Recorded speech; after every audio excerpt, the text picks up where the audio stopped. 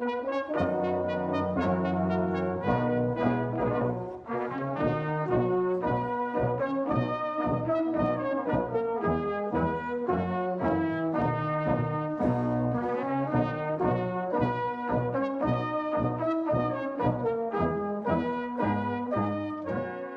evening we have a conversation with our 25-year principals, Alan Weir, who was our cornet of that year, and his acting father, Graeme Paxton. It was 25 years ago that he was elected from this very spot. Alan, what do you remember of when you were asked to be cornet? The night that I was asked to be cornet, I actually wasn't in the house. It was Rory Cullen that came to kind of suss me out, I suppose would be the right kind of term to use for it, for unofficially for Lee and Robbie. So I wasn't in when Rory arrived at the house, so he was in the house sitting with my mother and father, and I didn't get where I was, but however I came home, and when I parked the car up, I recognised Rory's car was sitting outside the house, and I thought, oh, and that's when he got the kind of wee nervous belly, and I thought, oh, this is it. So went in, and it kind of just went for there, So obviously Rory says, if he was asked, would he be cornet? I absolutely wouldn't hesitate, and I think that would be a Thursday night.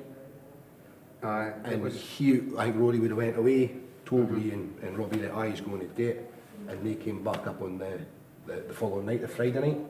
So I think they came in and they were all dressed suits. I think my mother and father just thought they were going to come in just in your normal place, and it was alright, oh, this is kind of official now, because they came in all suited and booted, and that would be when they asked me if I wanted to be my father, and obviously the answer to that was you, and they left my house. They must have left my house, went up to your house, asked you, got your response, I think, and they must have come back to me. Aye. They went back to your house, and you and Julie came up to her, but... Aye.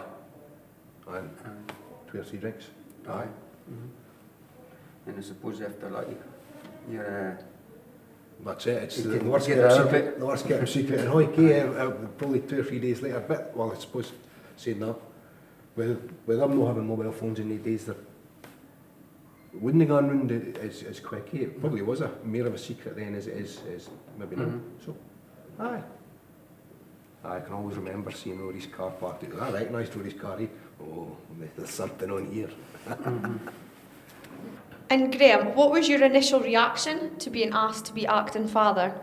Well, obviously there was never got to be a no, but I had a young family, like say Becky and Shell were just kids at the time, and obviously can you afford it, but then everything just comes out the window, you just, yes, I'm doing it, and that's it. And you let everything take care of itself. But like say, for the kids, we needed a lot of child care for them for over the 5 weeks. But it was just absolutely brilliant, and I loved every minute of it. And can you tell us what happened next? Visiting of the farms, things like that? Things are different now, because I think mobile phones is a lot to deal with.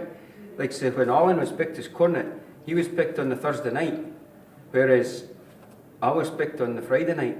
Nowadays it's done within about 10 minutes. Nobody had mobile phones then, everything was kind of it was just like, done, it had to be arranged beforehand. You couldn't just pick up the phone and say, like, where are we going tonight? Everything was kind of arranged beforehand, so you had to kind of exactly what was going on. And like, so we had the chance to go and round their families to tell them, and they didn't even ken. Like, so that was on the Saturday. They didn't even ken who'd been picked. Whereas now they have parties and everything, but well, that's what it is nowadays. But I think we enjoyed it. No, I think he just came up after he'd been picked. When Robbie and Lee came to our house to pick us, they went back and obviously said yes, that's he's doing it. And you and Julie came up to our house, and we just sat and had a couple of drinks, and it was quiet. It kind of like quiet, but exciting. So I can mind, like, when I got picked, when I got asked, because I didn't have a mobile phone, Julie was at home. She was. I went down to their house and they were on their beds. I had to wake them up to kind of say, because it was as much a thing for her as it was for me, Ken. So I went down to her house, woke them all up, went in with the great news, and then after that she was in her bed. I put her to bed and went to my sister's and tell them that night that Rory came. So it was a time, because it was a time before mobile phones. You did have to. things were more quiet. It was different. But, I mean, for the time you got asked to be Cornet, or unofficially got asked to be Cornet, there was never a quiet moment either. There was always something going on. When Rory came to my house to ask me to be Cornet, I asked at Ettrick Terrace, but by the time I got picked to be Cornet, I was staying up at Rosebank Cottages in what used to be the Cornet's horses stables. So my father had bought that and he was trying to turn it into a house, and we moved.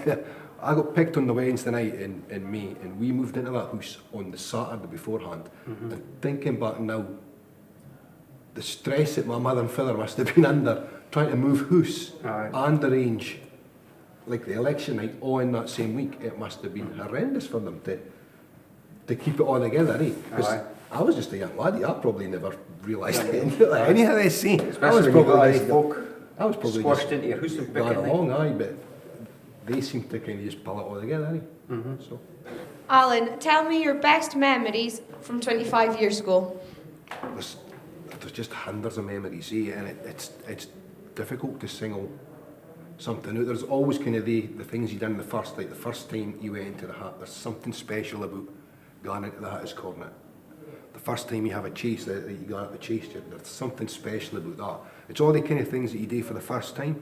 Your first ride out was always a kind of strange thing, because that was like your first kind of time you were seen on the horse in front of the white folk, eh? So all the kind of things. For me, going into the hat was, it's impossible to put that into words, what that felt like. It's just something that unless you've experienced it, it's an amazing feeling walking in there. Better felt than tell. Oh, it is that, that's it, Graeme, you better felt than tell, eh? There's hundreds of just emotions all kind of come to you all at the same time, like, when you go in there, eh? And Graeme, what is your best memory from 25 years ago? Well, obviously, getting the flag at the cutting of the sod and carrying it to the mayor, that was a huge thing for me. But other things was like, say, going round the skills. You can, like, say, obviously my kids was at Trinity Skills, so it was great going in there. And it's electric, actually. You can, the atmosphere that they build up and things. And the old folks home, seeing the old folk, you can, that you'd probably not seen for ages, and they're sitting there, you can, just glad to see. And but other thing, like, so, that I remember, Winchester ride out. It was the same day as Hoyk had got into it was the first Scottish Cup final at rugby. And of course, when we arrived at Winchester, there was hardly any folk here, because they were all sitting in their cars listening to the radio, because the game was still on. And of course, they won it. And when we came back to Hoyk, coming up Queensland Road, it was unbelievable, because they all came back for the game, all the busloads, and every Gearden, they must have been having parties in the Geardens, you can, having drinks and that kind of thing, and cheering us all the road up Queensland Road. And it wasn't until we got to the horse, the saxophone band appeared behind at the horse. Was it the saxophone band? I had it in my head. For some reason it was a pipe band. No, and the saxophone band played us right along the street, which is not a usual thing in Winchester Ride Out. And after we sung the song, you can, there was a lot of folk out that night, and after we sung the song, the players' bus just appeared. Somebody must have given them a nod, and the players' bus just appeared down the sandbed and came up with a cup. So that was good, again. It was loads of wee kind of just wee moments, and all. It doesn't have to be the big moments. It's just loads of wee moments. Sometimes make things. Saying how chuffed my mother and father was, you can. They kind of things. I couldn't have done it without my mother and father. Let's be honest. At that age, just a young laddie, I couldn't have possibly have paid for it to stay with us. They were quite good at helping in that way. So to see how kind of chuffed they were, I can remember when we handed the flag back on the Saturday, and when I came out of the room and my father came over and gave us a muckle big cuddle, and you could see just how proud he was of it. So things like that, there, kind of special moments, so it was just And talking of your mum, Alan, I believe there was almost not a chase on the Thursday morning of your year. Can you tell us a little about that, please? I'm not the greatest at getting out of bed in the morning sometimes, so I think my mother was probably pulling her hair out trying to get me out of my bed that morning. But I got there, she got us there in time by the skin of my teeth probably. But I'm sure he was on the horses, ready to go, and you were still in your bed. she phoned the taxi and to get me down there, and the taxi says, "Oh, can I come with the chase? It'll be half an hour before we can send the taxi here for you." She says, "Oh well, it's for the Cornet, so there'll no be a chase unless you send the taxi." And the taxi was there within a couple of minutes. I think I was probably still getting dressed going down the road in the car, but we got there. But no, getting up from my bed was never my greatest of strengths. Where did we tell you that? And did either of you have a special trusty steed that year? I bought a horse to be Cornet, because when I got asked I didn't have a horse, so I went, one of the first things I did, I went and got a horse. I went and got a horse. I bought it for Stuart Coulthard over in Selkirk. So, and I had him for 2 or 3 years, I think. I might have missed the middle year on him. I didn't the day when I was right-hand man. I didn't think I used my own horse when I was right-hand man, but I used him when I was Cornet and lefty. So, and then after the kind of combines were finished, Sally Niven took him off of me. Sally that looks after the Cornet's horses, she ended up with that horse. So it was a grand old thing. I mind that horse because when we came out of Cogs Mill, there's a lot of jumps, like a lot of ditches coming home, and I mind Alan saying, "Oh, I'm alright, my horse was a jumper, it takes the jumps to go the first ditch."